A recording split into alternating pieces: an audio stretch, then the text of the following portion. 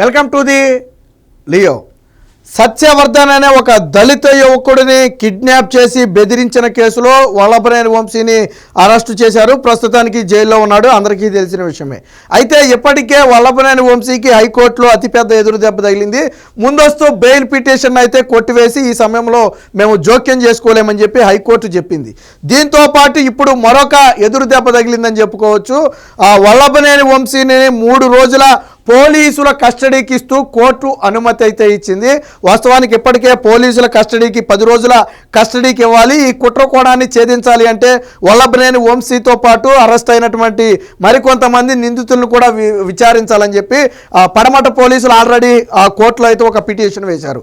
దాని మీద ఇరుపక్షాల వాదనలు విన్నటువంటి కోర్టు అయితే ఆ 10 రోజులు వాళ్ళు కస్టడీకి అడిగితే 3 రోజులైతే ఆ వల్లభనేని వంశీని పోలీసుల కస్టడీకి ఇవ్వడానికైతే అనుమతించింది. ఈ రోజు నుంచి 3 రోజుల పాటు వల్లభనేని వంశీని అయితే పోలీసులు అయితే విచారించనున్నారు. ఈ విచారణలో పలు అంశాలకు సంబంధించి వల్లభనేని వంశీని ఆధారాలు ముందు పెట్టి ప్రశ్నించడానికి కూడా పోలీసులు సిద్ధమయ్యారు. వంశీతో పాటు మరికొంతమందిని కూడా పోలీసులు విచారిస్తారు. అయితే నిన్న కోర్టు వల్లభనేని వంశీని విచారించే సమయంలో తన తరపు న్యాయవాదిని అనుమతించాలని చెప్పి ఉత్తర్వులు అయితే పేర్కొంది.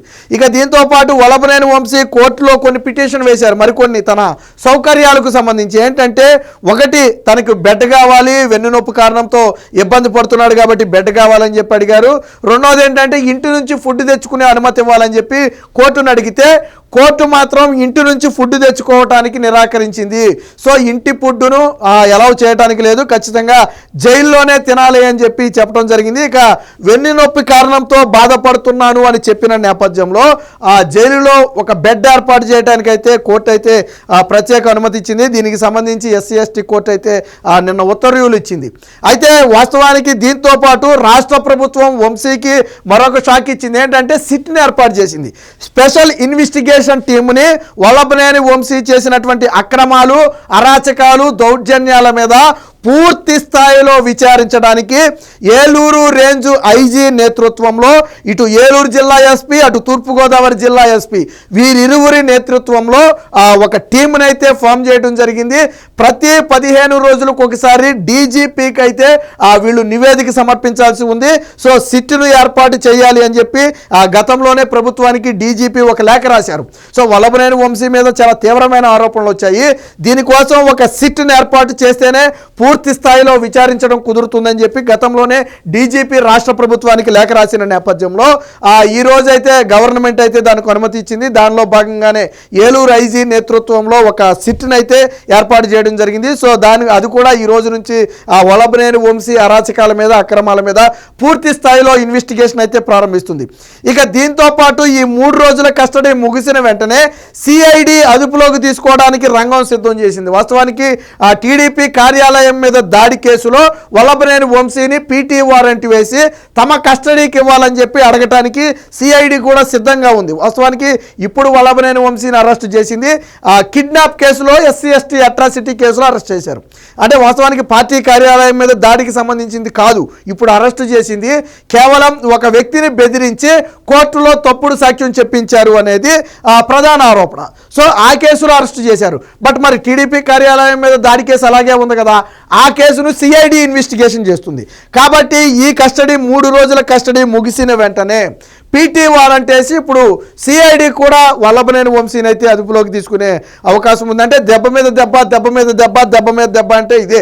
హైకోర్టులోనా ఎదురు దెబ్బ తగిలింది, కోర్టులోనా బెయిల్ వచ్చే అవకాశం లేదు, ఇప్పుడు పోలీసు కస్టడీకి ఇచ్చారు. ఇది అయ్యే సమయానికి ఆల్రెడీ సిఐడి రెడీగా ఉంది. వీటన్నిటికీ మించి ఆల్రెడీ రాష్ట్ర ప్రభుత్వం సిట్ ఏర్పాటు చేసింది. ఈలోపు మళ్ళీ ఏదైనా అవినీతి అక్రమాలు బయటకు వస్తే మళ్ళీ దాన్ని కోర్టులో ప్రొడ్యూస్ చేస్తారు. అంటే ఒక రకంగా వల్లభనేని వంశీకి రాష్ట్ర ప్రభుత్వం నలువైపుల నుంచి ఉచ్చు బిగించింది అనేది ప్రధానంగా అర్థమవుతుంది. వల్లభనేని వంశీకి ఊపిరి చెలపకుండా చేస్తుంది. గతంలో చేసినటువంటి అవినీతి అక్రమాలన్నిటినీ కూడా ఒక్కొక్కటిగా బయటికి తీయాలి, ఒకదాని తర్వాత ఒకటి విచారించాలి అనే ఉద్దేశంతో అయితే ప్రభుత్వం ఉన్నట్టుగా కనపడుతుంది. గతంలో చేసినటువంటి అవినీతి అక్రమాలన్నీ కూడా ఇప్పుడే తాజాగా ఒక్కొక్కటి అయితే బయటకు వస్తున్నాయి. సో దీనికి సంబంధించిన వార్త కూడా వచ్చింది, ఒకసారి చూద్దాం. 3 రోజుల పోలీసు కస్టడీకి వంశీ, జైలులో బెడ్, వెస్ట్రన్ టాయిలెట్ వినియోగానికి కోర్టు అనుమతి ఎస్సీ ఎస్టీ ప్రత్యేక న్యాయస్థానం ఉత్తర్వులు అని చెప్పి ఒక వార్త అయితే వచ్చింది. టీడీపీ కార్యాలయంలో కంప్యూటర్ ఆపరేటర్ సత్యవర్ధన్ను అపహరించి బెదిరించిన కేసులో వైకాపా నేత వల్లభనేని వంశీని పోలీసులు కస్టడీకి కోర్టు అనుమతించింది. 3 రోజుల కస్టడీకి ఇస్తూ విజయవాడలోని ఎస్సీ ఎస్టీ ప్రత్యేక కోర్టు అధికారి హిమబిందు అయితే సోమవారం ఉత్తర్వులు జారీ చేశారు. ఈ కేసుకు సంబంధించి కుట్రను వెలికి తీయాల్సి ఉందని, కీలక నిందితులైన వంశీని 10 రోజుల పాటు తమ కస్టడీకి ఇవ్వాలని చెప్పి పడమట పోలీసులు దాఖలు చేసిన పిటిషన్పై గత వారం వాదనలు ముగిశాయి. ప్రాసిక్యూషన్ వాదంతో ఏకీభవించిన న్యాయాధికారి వంశీని అలాగే మిగిలిన నిందితుల్ని వీరందరినీ కూడా 3 రోజుల పోలీసుల కస్టడీకి అనుమతిస్తూ నిన్న ఉత్తర్వులు అయితే ఇచ్చారు. కాకపోతే ప్రతిరోజు వారికి వైద్య పరీక్షలు నిర్వహించాలి, విచారణ సమయంలో న్యాయవాదిని అనుమతించాలని చెప్పి ఈ రెండు కూడా ఇవ్వడం జరిగింది. ఇక ఇంటి ఆహారం తిరస్కరణ వల్లభనేని వంశీ అడిగింది ఒక రకంగా బెడ్, 2 ఇంటి ఫుడ్తో పాటు వెస్ట్రన్ టాయిలెట్ అవకాశం ఇప్పించాలని చెప్పి అడగటం జరిగింది. సో అయితే ఈ బెడ్, వెస్ట్రన్ టాయిలెట్ 2 కూడా నడుము నొప్పి కారణంగా అనుమతించారు తప్ప ఇంటి నుంచి వచ్చే ఫుడ్ను మాత్రం అనుమతించడానికి లేదు అని చెప్పి నిన్న న్యాయాధికారి స్పష్టంగా చెప్పారు. వంశీ తరపున పిటిషన్లో ఇంటి నుంచి ఆహారంతో పాటు బెడ్ సౌకర్యం కల్పించాలని కోరారు. అయితే ఇంటి నుంచి ఆహారం తీసుకొచ్చే విజ్ఞప్తిని న్యాయాధికారి తిరస్కరించారు.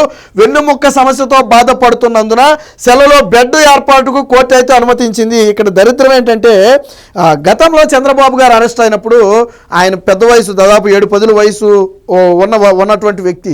సో అలాంటి వ్యక్తి అరెస్ట్ అయితే ఆయనకు కనీసం కూర్చుని తినడానికి ఇబ్బంది అవుతుంది, భోజనానికి ఒక టేబుల్ ఏర్పాటు చేయాలని చెప్పి ఆయన కోర్టులో పిటిషన్ వేస్తే అప్పట్లో వల్లభనేని వంశీ కానివ్వండి, కొడాలి నాని కానివ్వండి ఇష్టం వచ్చినట్టు మాట్లాడారు. ఇదేమన్నా అత్తోరిల్లా, మీరేమన్నా కాపురానికి వెళ్తున్నారా, మీకు కావాల్సిన సౌకర్యాలన్నీ జైల్లో కల్పిస్తారా, అందరితో పాటే మీరు ఉండాలా, మీకెందుకు ప్రత్యేక సౌకర్యాలు, న్యాయస్థానం ముందు అందరూ సమానమే కదా, శిక్ష ఎవరికైనా శిక్షే కదా, చంద్రబాబుకి ఎందుకు ప్రత్యేకంగా ఇవన్నీ ఇవ్వాలి, రోగాలు వచ్చి చచ్చిపోతున్నాడా, ఇలాంటి రకరకాల మాటలు మాట్లాడారు. మరి ఇప్పుడు వీళ్ళు ఎలా అడిగారు నాకు అర్థం కావట్లేదు. ఇప్పుడు చంద్రబాబు గారి వయసుతో పోలితే వల్లభనేని వంశీ చిన్నోడే కదా, మరి నీకేమో వెన్ను నొప్పి అంటివి, కడుపు నొప్పి అంటివి, డొక్క నొప్పి అంటివి, నాకు బెడ్ కావాలంటివి, నేను కింద కూర్చోలేను, వెస్ట్రన్ టాయిలెట్ కావాలంటివి, నేను జైలు ఫుడ్ తినలేను, బయట ఆహారం కావాలంటివి. మరి ఆ రోజు చంద్రబాబు గారిని ఎలా విమర్శించావు? కర్మ కాదా ఇది? కర్మ అనేది ఒకటి ఉంటుంది, అది మర్చిపోయారు వీళ్ళు. ఆ రోజు ఏదైతే చంద్రబాబు గారు ప్రత్యేక సౌకర్యాలు కావాలి అని అడిగితే విమర్శించారో వాళ్ళే ఈరోజు ప్రత్యేక సౌకర్యాలు జైల్లో ఇవ్వాలని అడుగుతున్నారు. సిగ్గుశరం ఉన్నవాడైతే ఏమి అడగకుండా పెట్టింది తిని పడి ఉండాలి నువ్వు అక్కడ. వల్లభనేని వంశీ కానీ, కొడాలి నాని కానీ రేపు ఇప్పుడు వల్లభనేని వంశీ వంతు, రేపు కొడాలి నాని వంతు. కొడాలి నాని అరెస్ట్ అవడా రేపొద్దున, అప్పుడు నువ్వు అడగవా సౌకర్యాలు? మీకు ఏమాత్రం సిగ్గుశరం ఉన్నా జైల్లో పెట్టిన అంత ముద్ద తిని పడి ఉండాలి అక్కడ మీరు. అంతే తప్ప నాకు బెడ్ కావాలా, ఏసీ కావాలా, వెస్ట్రన్ టాయిలెట్ కావాలా, ఇంటి ఫుడ్ కావాలా, ఇవన్నీ అడగకూడదు. గతంలో చంద్రబాబు గారిని విమర్శించారు కదా మీరు. కర్మ అనేది ఒకటి ఉంటుంది, అదే ఇక్కడ. సో త్వరలో సిఐడి అదుపులోకి గన్నవరం తెదేపా కార్యాలయంపై కేసులో వంశీని తమ కస్టడీకి ఇవ్వాలని సిఐడి అధికారులు సోమవారం అయితే కోర్టులో పిటిషన్ దాఖలు చేశారు. హైకోర్టులో ఆల్రెడీ ఇప్పటికే వల్లభనేని వంశీకి ఎదురు దెబ్బ తగిలిన నేపథ్యంలో సిఐడి కూడా వారిని తీసుకోవాలని చూస్తుంది. సో ఈ 3 రోజుల కస్టడీ అయిన వెంటనే సిఐడి తమకు అదుపులోకి తీసుకునే అవకాశం అయితే కనపడుతుంది. ఇదే సమయంలో వల్లభనేని వంశీ అక్రమాలపై SIT Eluru range IG Ashok Kumar నేతృత్వం ఏర్పాటు, సభ్యులుగా ఏలూరు, తూర్పుగోదావరి ఎస్పీలను అయితే వేశారు. సో డీజీపీ హరీష్ కుమార్ ప్రతిపాదన మేరకు ఏర్పాటు, నేను ఇందాకే చెప్పా. సో ఒక ప్రత్యేక సిట్ని ఏర్పాటు చేసి విచారించాలని చెప్పి ఆ డీజీపీ రాష్ట్ర ప్రభుత్వాన్ని కోరిన నేపథ్యంలో ఆ సిట్ని ఏర్పాటు చేయడానికి అనుమతి ఇచ్చారు. ఈ నేపథ్యంలో ఏలూరు ఐజీ నేతృత్వంలో ఒక సిట్ని అయితే ఏర్పాటు చేశారు. ఇది ప్రతి 15 రోజులకు ఒకసారి డీజీపీకి అయితే నివేదిక అయితే ఇవ్వాల్సి ఉంటుంది. పూర్తి స్థాయి విచారణ చేయడానికి అయితే ఈ సిట్కి అయితే సర్వాధికారాలు కూడా కల్పించినట్టుగా తెలుస్తుంది. మొత్తంగా వల్లభనేని వంశీని ఒక రకంగా అష్టదిగ్బంధనం చేశారు. నలుమూలల నుంచి వల్లభనేని వంశీకి అయితే ఉచ్చు బిగుస్తుంది. ఖచ్చితంగా వల్లభనేని వంశీ ఎప్పట్లో బయటకు వచ్చే అవకాశం అయితే ఎట్టి పరిస్థితుల్లో కనపడలేదు. Please subscribe to Leo news for more videos.